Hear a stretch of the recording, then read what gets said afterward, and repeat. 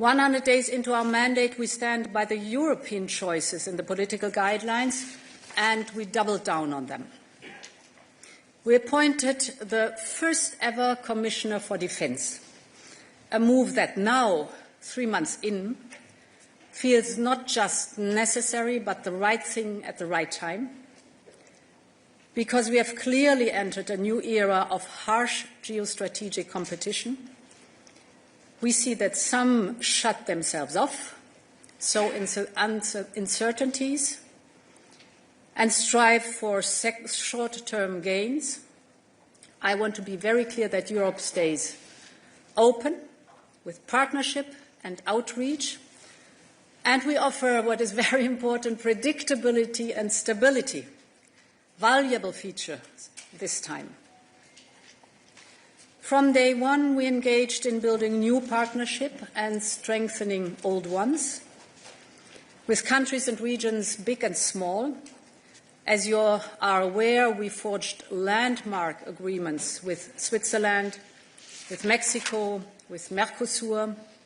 With Mercosur, we achieved a major breakthrough in the negotiations that lasted more than 2 decades, and we created a market for consumers of 700 million people, while protecting vulnerable sectors. We reignited trade talks with Malaysia. We re-engaged with the CARICOM countries. And in India, the world's largest democracy, which I visited last week with the College of Commissioners, we deepened cooperation on trade, on technology and innovation. I agreed with Prime Minister Modi to aim for a conclusion of the free trade agreement still this year. So for me, forging these partnerships is essential, because we have learned the very hard way that sourcing products we need from partners we trust is the best way to avoid overdependencies or to avoid vulnerabilities and blackmail. And this is, of course, the best way then to build strong economies. Now, all this work, prosperity, security, the democracy, all this work begins at home. And therefore, let us shed a light on what we did at home. First, on prosperity. Since the start of the mandate, we have delivered 8 initiatives to make Europe more competitive, and 3 more are in preparation. We started with the competitiveness compass. As you know, this is the translation of the Draghi report into a Commission communication, basically showing the roadmap ahead of us, our North Star for a stronger, more prosperous Europe. And it works hand in hand with the Clean Industrial Deal, here supporting energy-intensive industries and clean tech, the joint roadmap for decarbonisation and competitiveness. And the day we agreed the Clean Industrial Deal in College, I also discussed it with the European industry at the Antwerp Summit. Now, in parallel, we're zooming in on sectors that are key for Europe's industrial base and are undergoing the biggest transitions. So this is the reason why I started engaging directly with agriculture, the agricultural sector. We have now the vision for agriculture. I engaged directly with the automotive industry with a strategic dialogue for the automotive industry that resulted in the action plan. And we started the dialogue with the steel industry, and an action plan on steel will come soon. Others will follow. Other strategic dialogues will follow. In parallel, we are busy cutting red tape. You are aware of the 2 omnibuses that started. And last but certainly not least, this week I signed a new pact for European social dialogue, and we proposed the union of skills because the social market economy is at the heart of the prosperity of the European economy. On all these, the direction of travel was always clear. What has changed in these 100 days is the new sense of urgency, because something fundamental has shifted. Our European values, democracy, freedom, the rule of law are under threat.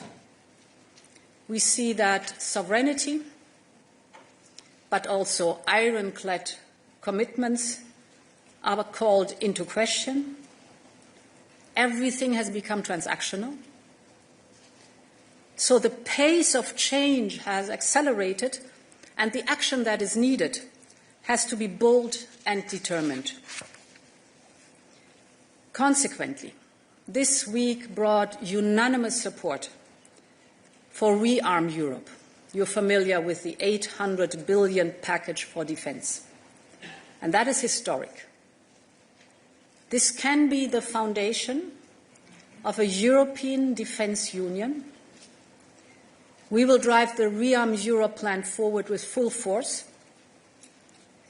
The idea behind it is we must unleash the full potential in the face of concrete threats. And if we can team up with other like-minded countries, such as the UK or Norway or Canada, the potential is even greater. And it's important to state that economic strength and Europe's plan to rearm are two sides of the same coin.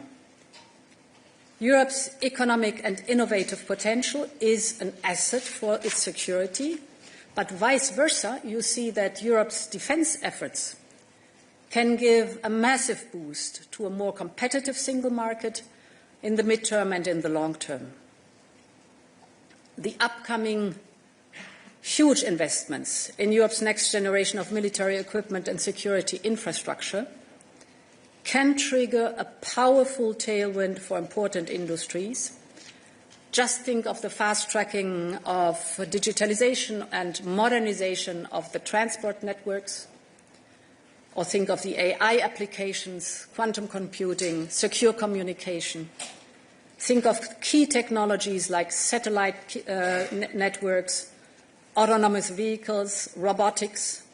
All of this is on one hand important for Europe's defence, but it is equally important for Europe's competitiveness.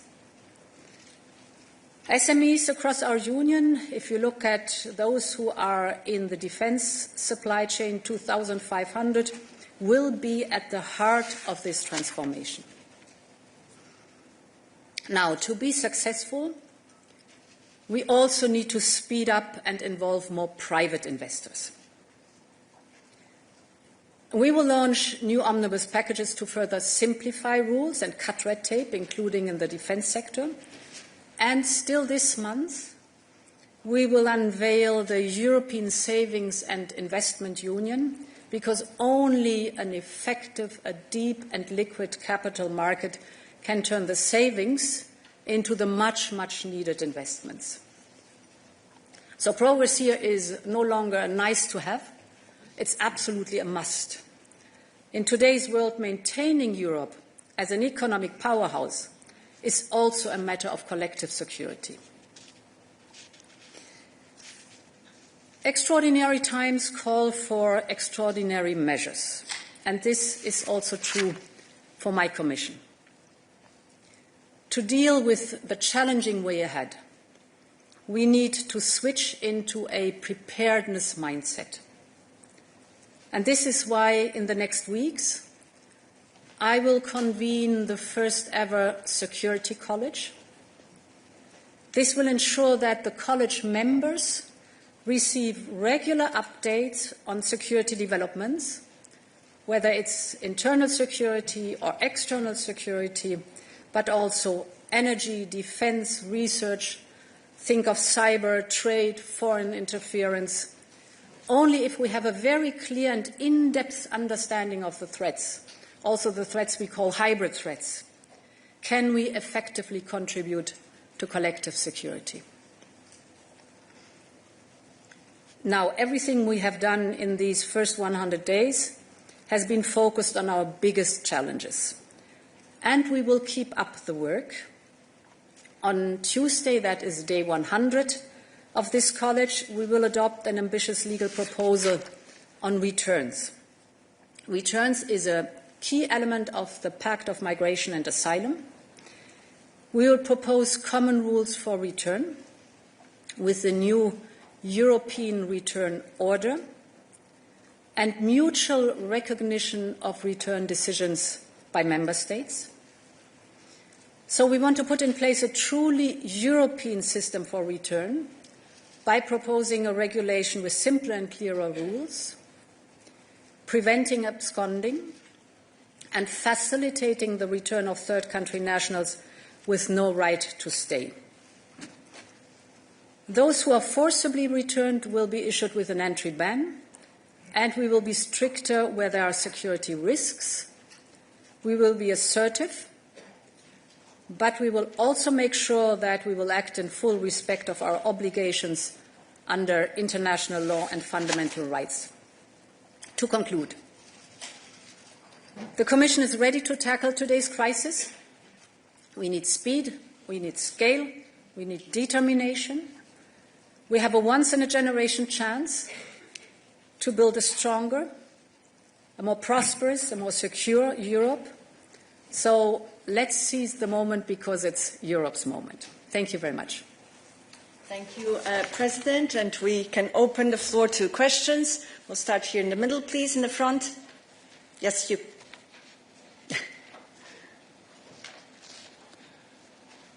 Thanks a lot. Thomas Kutschka with Frankfurter Allgemeine Zeitung. Madam President, my question is on defense, specifically on the white paper, which is due in about 10 days now. So in a general sense, what do we expect of this paper now that the Commission has already launched a number of initiatives for the previous UCO?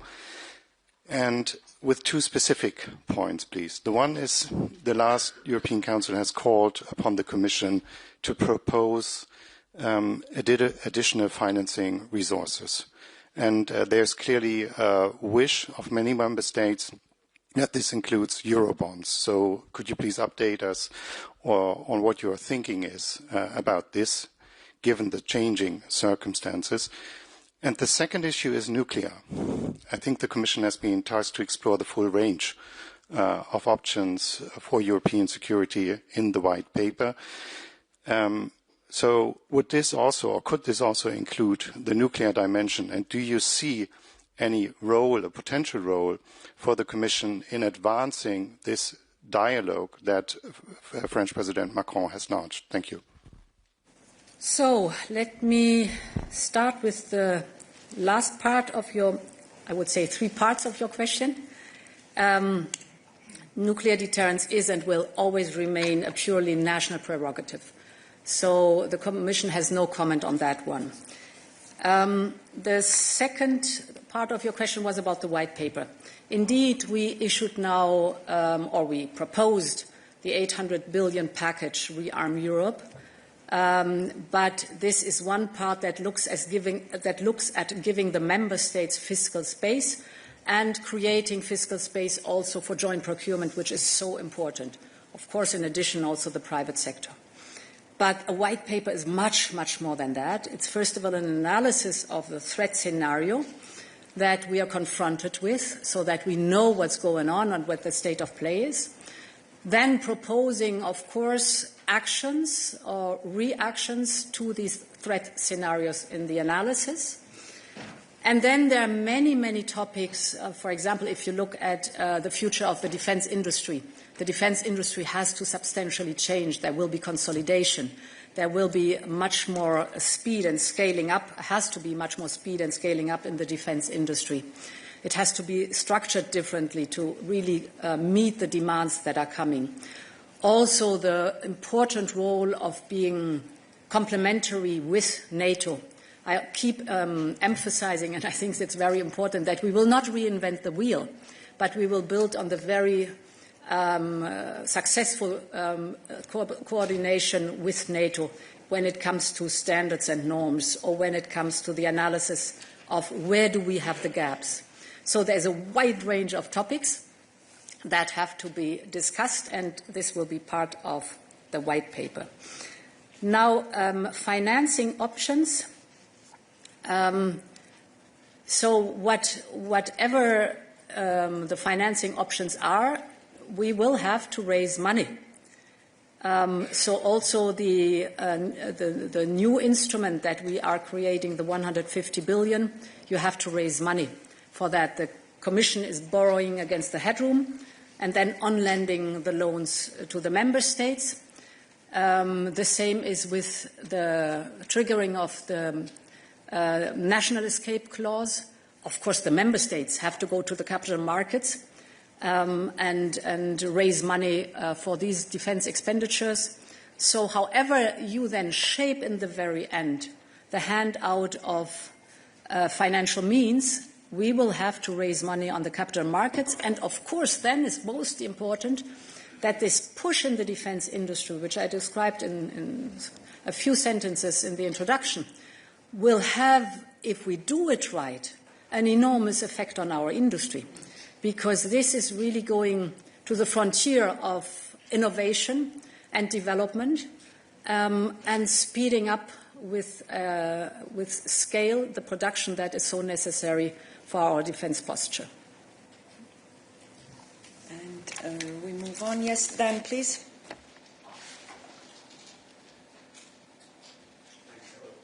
Dan Michaels with the Wall Street Journal. About the omnibus and simplification and cutting red tape, the initial reaction of the business community was essentially nice start, but you've got a lot more work to do. I guess to use your words, you need to be bolder and more determined. Do you think, given the pushback that there is from other parts of society and other interests, it's possible to achieve what business is pushing for, especially when the United States, under President Trump, is deregulating, or in some cases just appears to be set to throw away a lot of regulations? Thank you. It's about simplification. And on one thing we are very, very clear. We have our common goals cast in law, that is climate neutrality by 2050 and at least minus 55% by 2030. How we get there is flexible, pragmatic and adaptable, technology neutral. That's very important because it's a huge transformation. The global economy is undergoing. No one has done it before. So you have to be willing and able to adapt all the time without leaving the sight on the goal that we have agreed together. I think this is very important for that. For this also you need simplification and speed. And I'll give you an example from taxonomy. I think this shows why you can have both goals, stay true to the goal and be faster and simpler. Taxonomy, with the changes we introduced, 90% of the companies are out of the scope, so do not have to deliver on reporting on taxonomy. But what is affected is only 1% of what is actually it's a carbon border adjustment mechanism, 1% that is coming to the market. So 1% of carbon footprint is affected by that, 99% not. And these are points where you see that simplification can be done without letting the goal out of sight. So, yeah. Yes, we proceed here on the right. Virginie.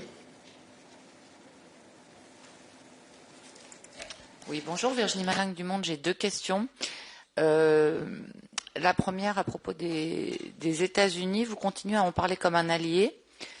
J'aimerais savoir ce qui, dans le comportement des États-Unis depuis 6 semaines, vous fait penser que c'est encore un allié, d'où ça sort.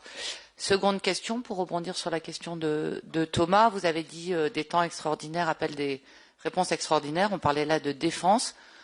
Vous avez annoncé que vous alliez convoquer un collège de la sécurité. Mais sur les questions de financement, encore une fois, je reviens là-dessus, les États membres vous ont demandé d'explorer des pistes pour qu'il y ait plus de financement. Quelles sont les pistes que vous pensez pouvoir explorer au-delà de ce que vous avez d'ores et déjà annoncé pour les 150 milliards et l'espace budgétaire? Est-ce que c'est le mécanisme européen de stabilité, un emprunt commun, autre chose? Enfin bon, parce que vous nous avez parlé de l'union des marchés de capitaux, rebaptisée union de l'épargne, j'ai oublié, je ne sais plus quoi. C'est la même chose, mais côté public, où est-ce qu'on peut trouver de l'argent et comment? Merci. Yeah, I mean, it's a huge amount that we are offering now to member states or for joint procurement, 800 billion. So that's enormous. And therefore, I think we will focus now on delivering the legal proposals, which is under time pressure. We are under time pressure to do that. We want to do this before the next European Council. And this is where the focus is on. Of course, if there are interesting ideas, I'm absolutely willing to look into this. But the tasking of the European Council was very clear, that we deliver on the national escape clause and that we deliver on the proposal with the new instrument with 150 billion euros in loans for joint procurement.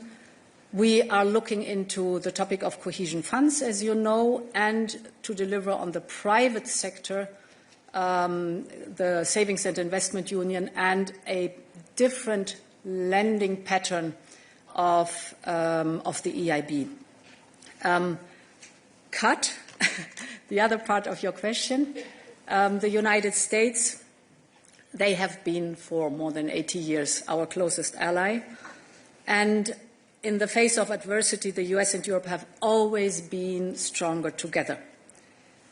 And yes, there are differences, but we might have different views on some topics, but if you look at the common interests that we have, they always outweigh our differences. So I think it's important that we work together. We will have our differences. We have to sort them out, but we will have to find common avenues. Oui, Virginie, vas-y. Oui, ma question sur les États-Unis, c'était pas une question de savoir si on avait intérêt à être alliés, parce que ça, vous l'avez déjà dit. C'était vraiment, depuis le 20 janvier, qu'est-ce qui vous fait croire dans le comportement de l'administration Trump que ce sont encore vos alliés, nos alliés? Voilà. Est-ce qu'il y a des éléments, des choses qui ont été faites, des choses qui ont été dites, qui vous font encore croire possible que les États-Unis soient les alliés de l'Union européenne, des Européens? Okay, got your question. Of course, the United States are allies. This does not mean that the pattern that we had the last, at least 25 to 30 years, if not longer, that the pattern is still the right one, that the bulk of the defense responsibility lies with the United States and not with all the other allies. We have to do our homework. We have to fulfill our responsibilities. We have to take them on our shoulders. And therefore, the first step with the rearm package is so important, to make very sure that we need really to step up our own defense. Being allies does not mean that there is an imbalance in the responsibility or the burden that has been shared. I was present in 2014 as Defence Minister in Wales when the 2% were agreed. Well, we know today where the figures are, and we know that we will need more than 2%. The Secretary General of NATO speaks of north of 3%. And this is a call that goes to all of us in the alliance, or all those in the alliance. So the European Union really has to step up. The member states in the European Union have to step up. Some have already, have done their homework without any question, but others have not. And then, when we're doing this, we should do it in a smart way. Therefore, this double approach, on one hand, as every member state is different, they need the national fiscal space to do what is necessary in their national posture. But on the other hand, we are fully aware that we have domains, and we have identified these 6 to 7 domains, where we need joint procurement, joint action, so that the member states can chip in contracts, multi-annual contracts, for huge topics like an advanced air defense shield, or the missiles, the drones, the ammunition. We all know these topics, where we have to step up together. And therefore, this road is paved. There's a third element, that in parallel, we have to make sure that Ukraine is in a position that it can keep on fighting till we have reached a just and lasting peace. And with the new instrument, the member states can chip in initiatives, for example, like the Danish initiative or the Czech initiative, but they can also procure military capability that then are given to Ukraine, for example.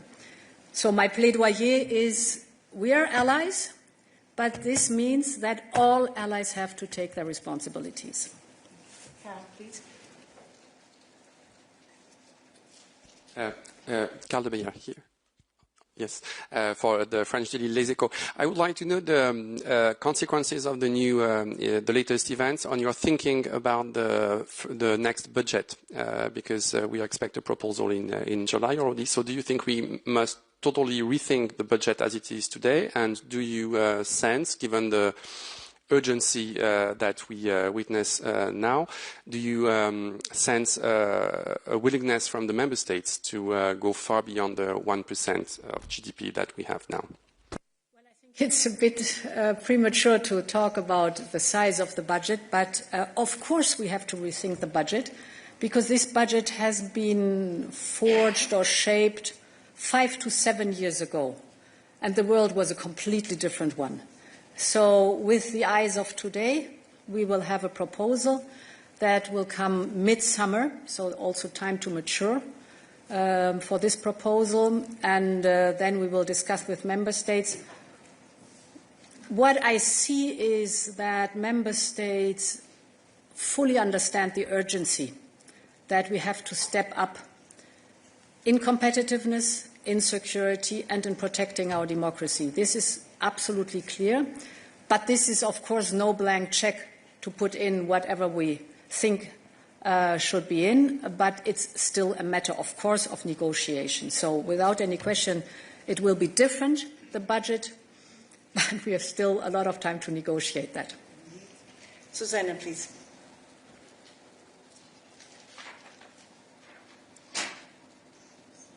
Thank you. Here. Susana Freixas for SIC and Expresso Portugal.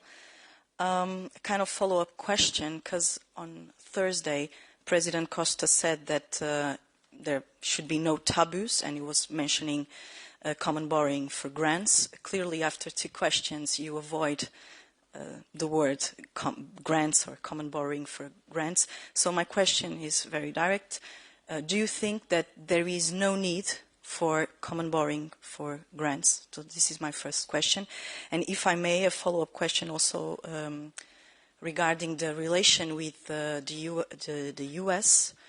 Do you think that at some point during your mandate you will have to de-risk the relation with the US as you have done with China?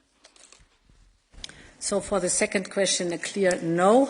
It's a completely different relationship we have with the United States than we have with China. Therefore, a clear answer. And for the first, what the first question is concerned, where I put my emphasis on right now is, 3 days after we proposed the package to the European Council, that my task now is, in the next 2 weeks, to deliver a concrete legal proposal. Nothing is off the table. I'm open for whatever is necessary. Get me right. But to start a debate 3 days after we've done a proposal that was unanimously supported, with a lot of positive replies from everywhere, to come with new thoughts, I think is too early. As I said, nothing is off the table.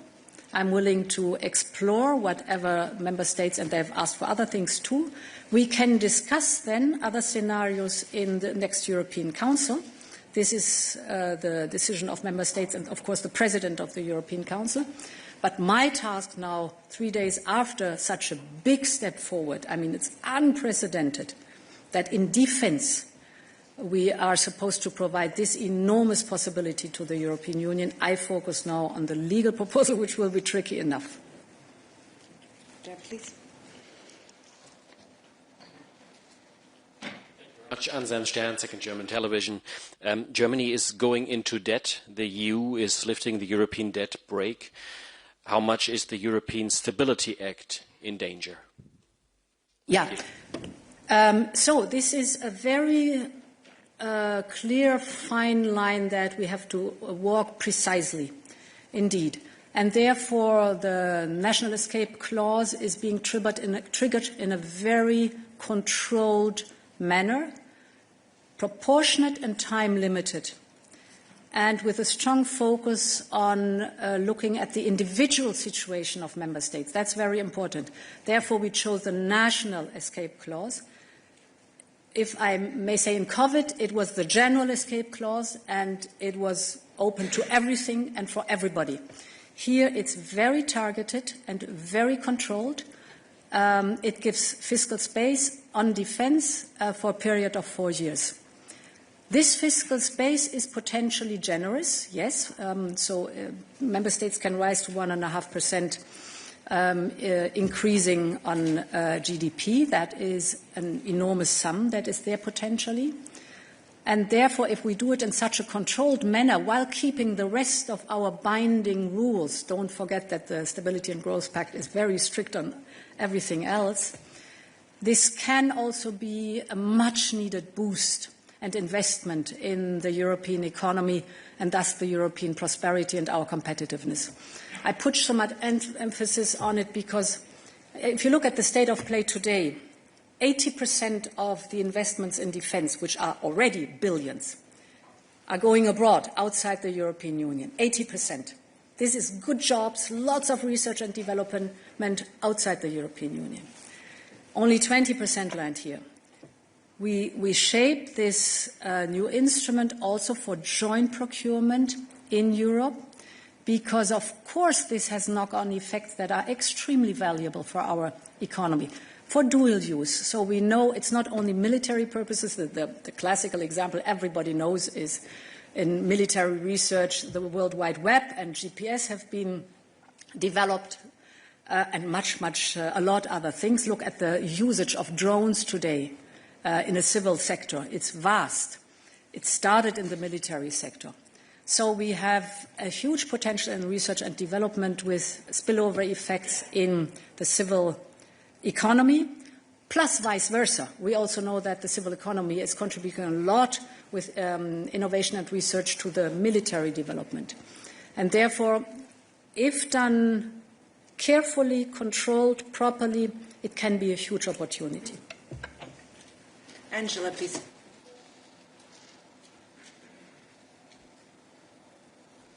Yes, Angela Mauro of Post Italy. Thanks for the opportunity. You've just said joint procurement for expenses in Europe.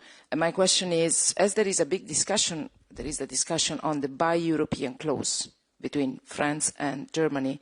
What do you think of this? And if I can, another question on the name, Rearm Europe. Some say it's unpopular, like the Italian Prime Minister thinks it's unpopular. I think you don't repent the choice. Can you explain us why? Thanks. So the name describes what is happening. I mean, if you look at the history of the development of defense investments and expenditure, I think we were around about 4%. At the end of the Cold War. Then, rightly so, there was a reduction of defense investments. It was the time of the end of history, Fukuyama. So all these affect the peace dividend, yes. But then it went further than only a peace dividend and went into, because of tight budgets and financial crises and so on, into decreasing in underinvestment. At least 1 or 2 decades of underinvestment. And therefore, it is necessary to establish the posture again that is so important. The new instrument of 150 billion euros for joint procurement, we will call it SAFE, Security Action for Europe. So that's a core element. And yes, there was a first part in your question, and I forgot it, I must admit. By European. Sorry, I started with the second part. It's never good to ask me 2 questions. I always forget the second one. So I think I just explained why I think over time it can't be that 80% of our investment, think of these 800 billion. If 80% go abroad, this is very good for other regions, but not good for the European Union.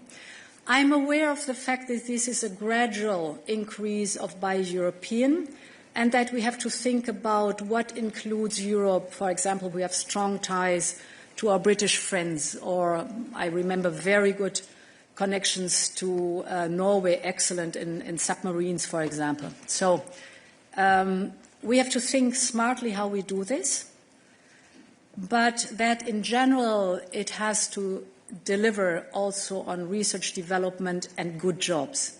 Here in Europe is for me very important. Why do I say gradually? Because the reason that at the moment we're buying 80% outside of the European Union is that we needed, and we need urgently, the capability, and they were not here. So we also have to rethink the functioning of the European defence industrial base.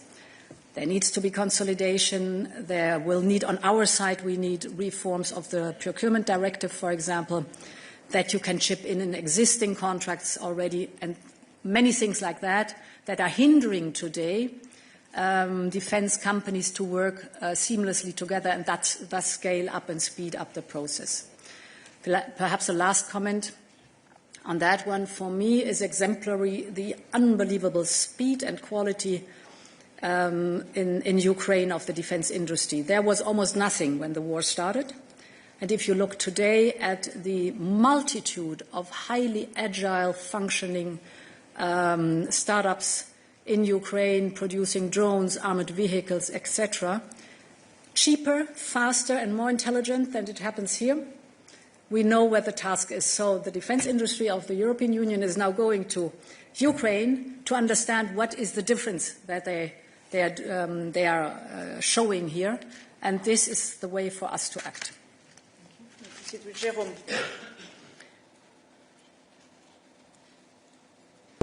Jérôme Cartier de l'agence France Presse. Vous marquez les 100 premiers jours de votre second mandat. Donald Trump va bientôt marquer les 50 premiers jours de son second mandat aussi. Et depuis son retour, il a multiplié les attaques contre l'Europe, soit directement, soit par la voix de son vice-président. Vous avez évoqué aussi la nécessité d'un dialogue avec Washington, et on a le sentiment très net que la Maison-Blanche n'est pas pressée de rencontrer l'Union européenne. Est-ce que vous croyez aux vertus d'un face-à-face avec Donald Trump, et est-ce que vous travaillez en ce sens? Est-ce que vous souhaitez le rencontrer, en d'autres termes? So I first met President Trump when he was in his last year of his first mandate, and this was the first year of my first mandate. So we've met already. We had a phone call. We spoke with others in the G7 VTC. So there are contacts, but I think also we will have a personal meeting when the time is right. And this is the state of play at the moment being. Yes. Alexandra, please.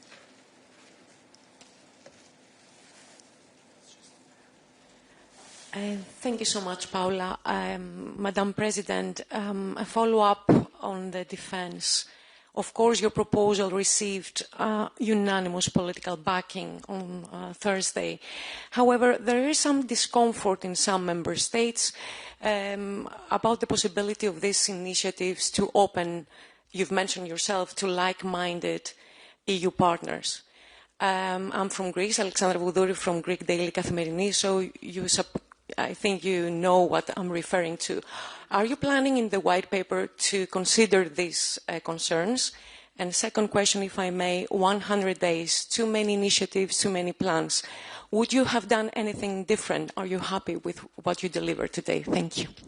Yes, I'm happy with what I delivered today. No, seriously, if you would have asked me, I don't know, 6 months ago, I would have very strongly focused, of course, on the prosperity part, because there was a good reason why at the end of my last mandate I asked Mario Draghi to write this report, and it came out as an excellent report, in my view, as an excellent report, so I knew focus on that one and be really strict on that one. But many, many other things, little did I know how much the world would change.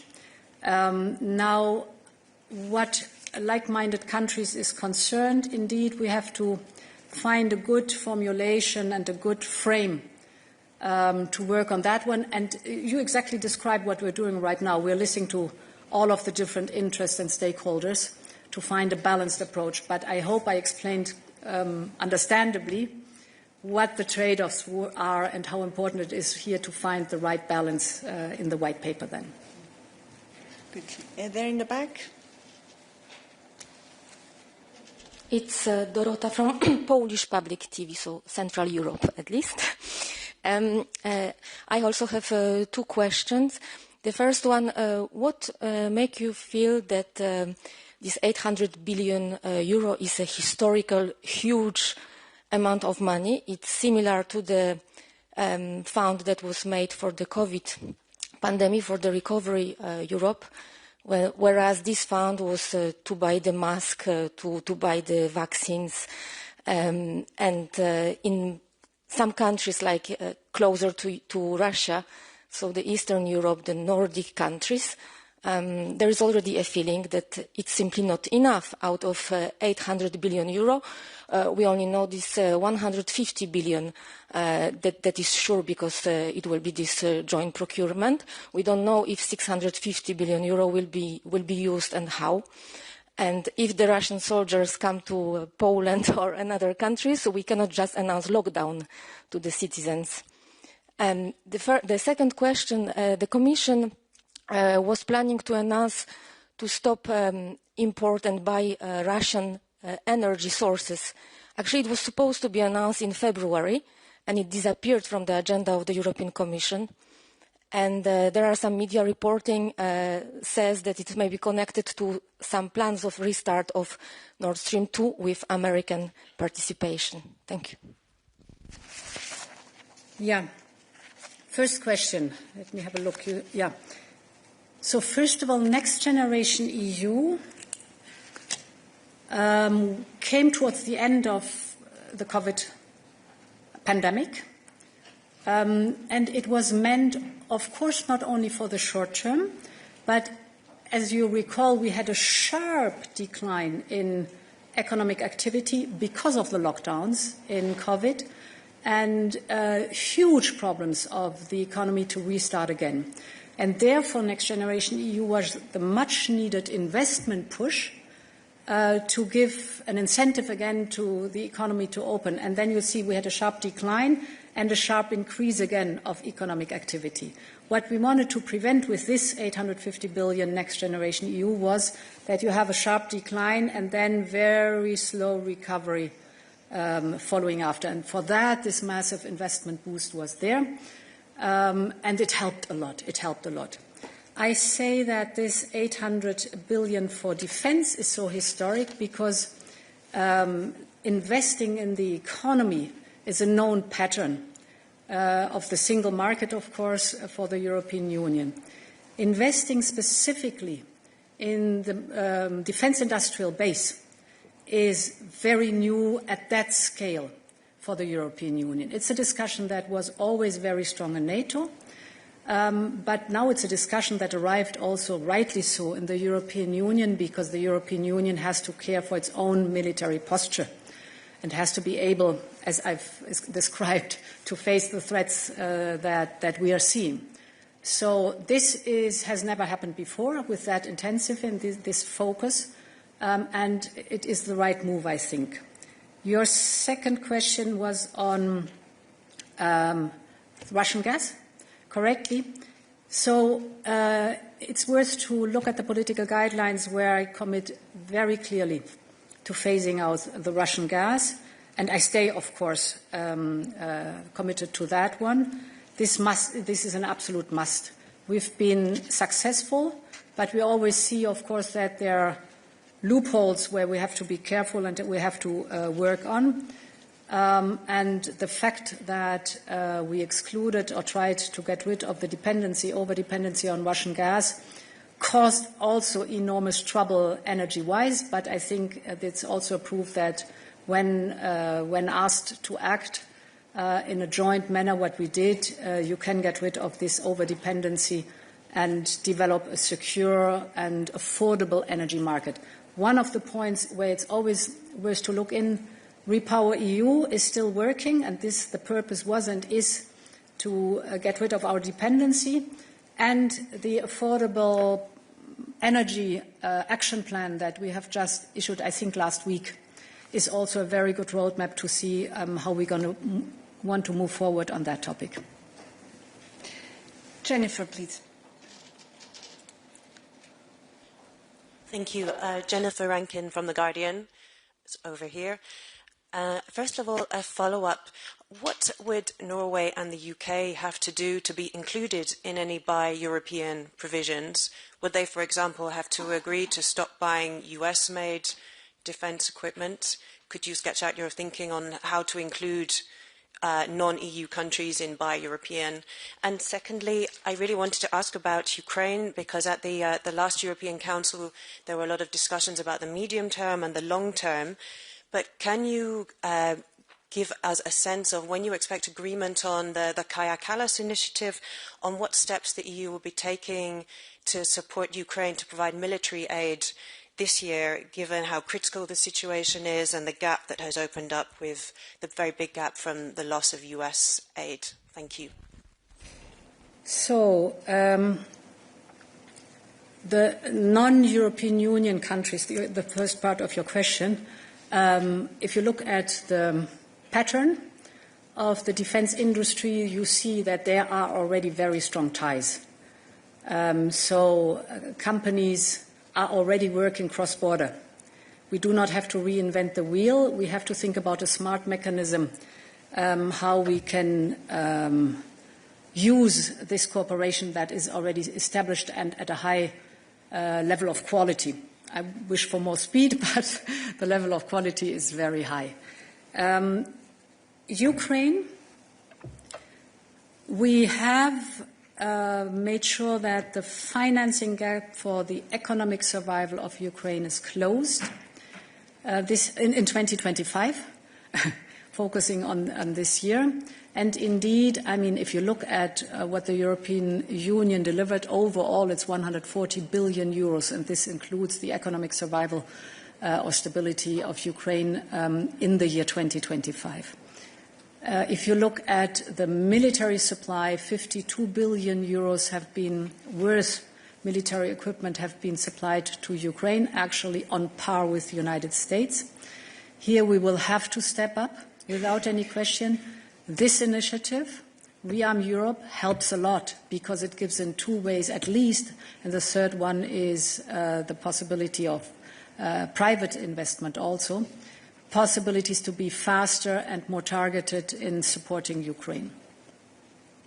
Good, and we cannot forget our colleagues online, so we turn to Momchil. One question from online. Yes, hello. We come to you, Momchil. Good afternoon. President, I have two questions. First question, President, last year during a pre-election debate, you said that parties like Revival in Bulgaria and others in other European countries want to trample our values and destroy our Europe. But we at the EPP... Momchil, I'm sorry, we cannot see you, Momchil, and you know the rules, right? Okay. We need to be able to see you. Do you see me now? No.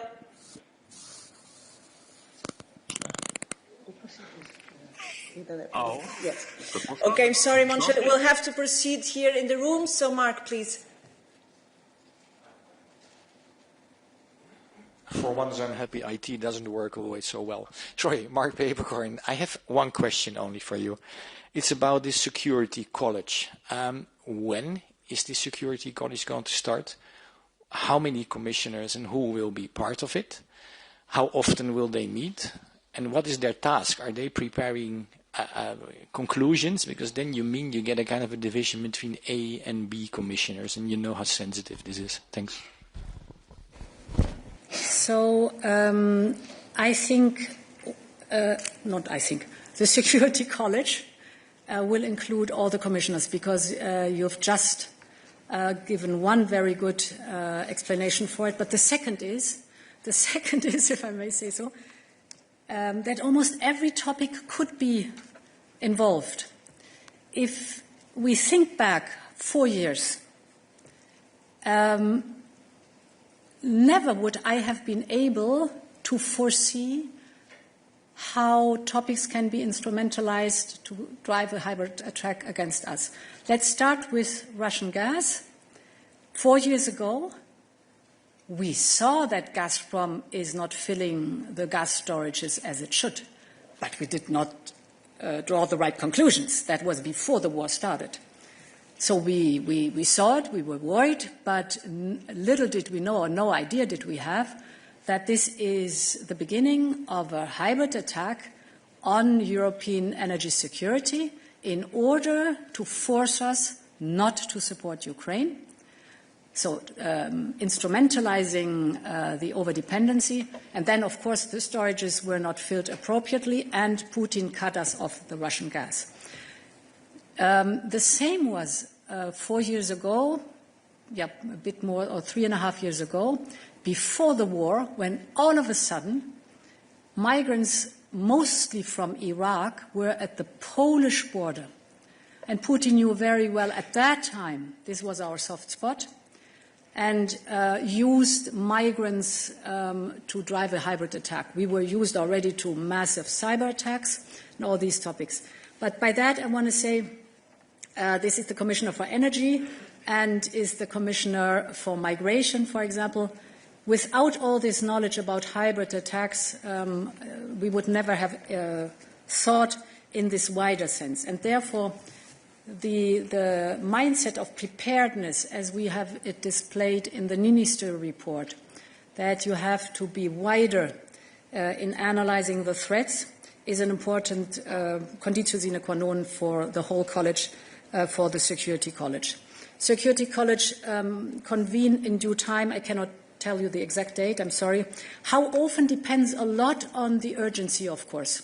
So it will be convened more often now than it would have been the case 4 years ago, for example. Important is that we get regular briefings from the relevant security services to be ahead of the curve and to remain ahead of the curve. So knowledge is important. In-depth knowledge of the security services is important, the analysis of the situation, the understanding what is coming, and of course then the political steer on different fronts where we have to deliver. I think it's important because I realize also in the discussions that we normally have in the college, we are very focused on the files that we deliver during that day. That's good. But this specific focus on what is the security landscape, what does the security landscape look like, where do I have to be attentive, what do I have to prepare potentially for something that is coming to be then able to deliver when it's necessary. Henry, please. Thank you so much. Henry Foy, Financial Times. Two questions. The first one's very simple, yes or no.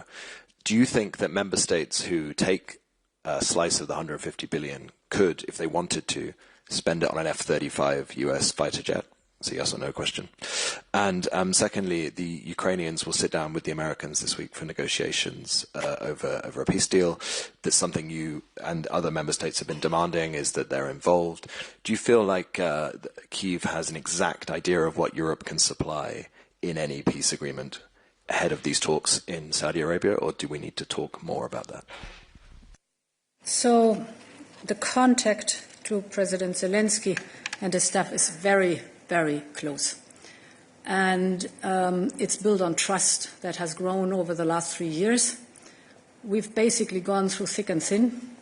So we know that we are reliable for each other in crises or extraordinary situations, and that we can most of the time find solutions. Not always, but most of the times we find solutions while working very, very closely together. And of course, the talks that hopefully lead to a just and lasting peace, the talks around security guarantees, for example, are talks where we often also explore what is possible, what is in the first line. For example, the strongest security guarantee, of course, would be NATO membership. That is at the moment not possible. Then the second element, the most important, is a well-equipped, functioning Ukrainian army, armed forces, and then you can go into detail. So there's a lot of very fruitful discussion that we have, and how do I say it in English? This is a common learning process also, because again, these are uncharted waters, and together we have to find the best solution. So member states nationally, of course, can decide what they want to do with their national military posture. Important is, and this is also, of course, the NATO military posture that is embedded in the norms and standards that are agreed together. This is important as a security matter. The joint procurement will be different. So there you can chip in or develop the possibility for joint contracts. Important here is 2 or 3 or more, 5, 6, 7 member states agree on a joint procurement domain. I think very important is what was not possible so far. You can come later to the contract without doing the whole process again. And these contracts can be multi-annual, for example, to give you an example for the features that we are discussing and putting on paper right now. Multi-annual also was not possible right now, a constant complaint of the defense industry. And of course, there are more possibilities for the defense industry really to deliver fast and effective. David, please. Thank you very much. David Carretta, Radio Radicale, Italian Radio. You've said several times that the US are still ally.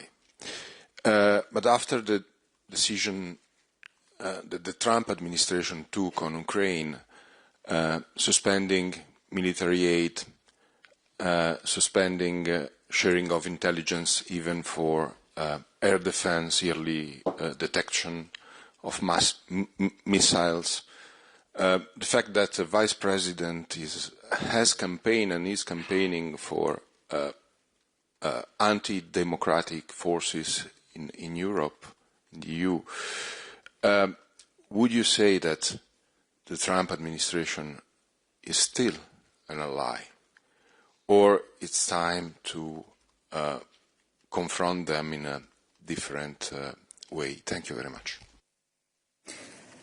So my position is clear. The United States are an ally in the transatlantic alliance. We have our discussion points without any question. And who am I to speak about? I just realized about the transatlantic alliance.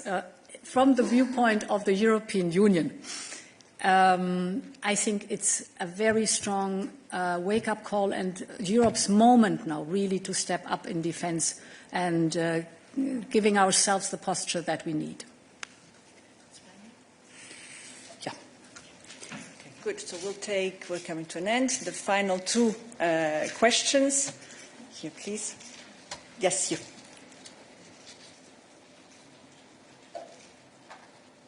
Hello, thank you. My name is Yulia Sarivan. I'm from Republic of Moldova, representing Journal TV. So, just before the special summit, President Macron said that Russia's next target is definitely Moldova and Romania, especially in terms of disinformation and cyber attacks.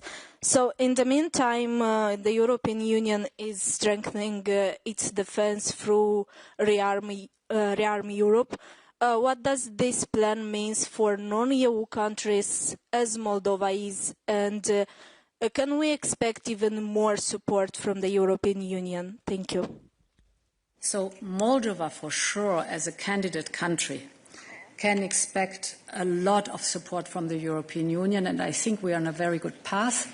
With the growth plan, for example, we're working intensively on giving Moldova more access to the European single market in certain sectors. This comes with investment in Moldova's economy. So Moldova can expect that we stand by Moldova firmly and determined, and of course with the full support that we have given so far, and this will always also be the case in the future. Good. And there, please. Yes, you. Sorry, don't remember your name.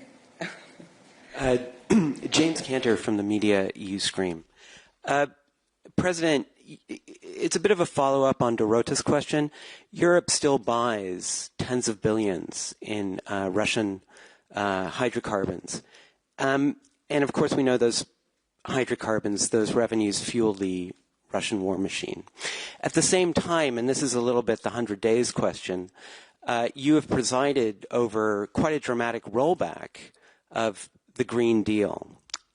How, and the Green Deal is, of course, supposed to hasten a whole of society move away from carbon and fossil fuels. So how do you respond to those who say there's a bit of an incoherence here when it comes to policies on climate, but also on security? Thanks. So the hydrocarbons from Russia. Our dependency on Russia, I try to get off the top of my head all the figures. Dependency on Russian gas was 45% at the beginning of the war. It was reduced by 75%, which is quite a big step. The dependency on coal was 50%, it's zero.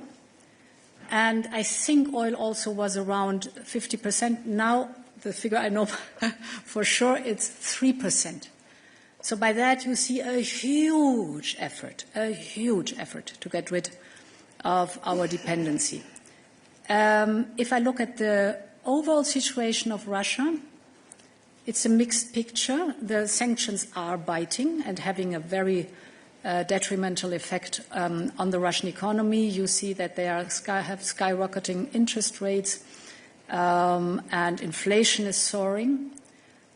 But what is still a source of income, not from the European Union, is the oil revenues. So we see that very clearly. A field where improvement globally should happen, or we could have a closer look at it globally.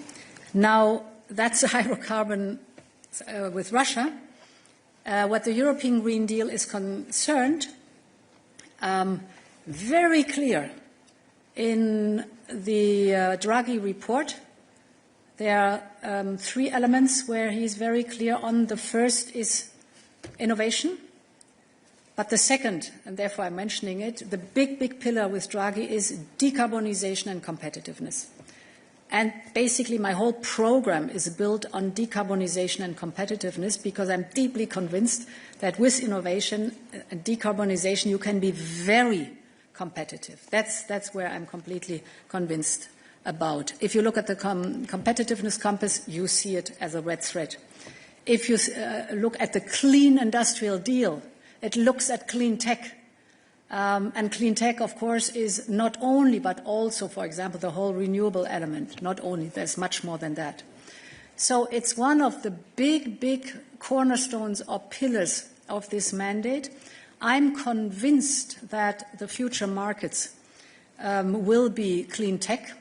And, I mean, we've discussed often, for example, why is China investing so massively in electric vehicles? Because they know that the future of mobility will be autonomous, electric and software driven.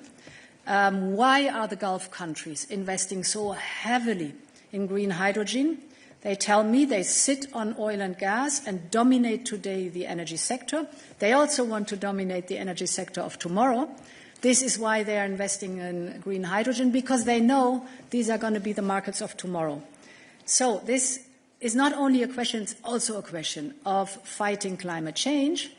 But it's also a question that I'm deeply convinced that the economy will move into the clean direction, and we are leader in many technologies, but we have to stay leaders in many clean technologies, and for that the whole competitiveness compass is composed the way it is composed. And with this, we conclude our press conference. Thank you very much for your participation. Thank you to the interpreters, and a big thank you to President von der Leyen for her presence here today. Wish you a good afternoon. And in the meantime, the documents, the statement of President von der Leyen is already available for your use. Wish you a nice afternoon. Bye.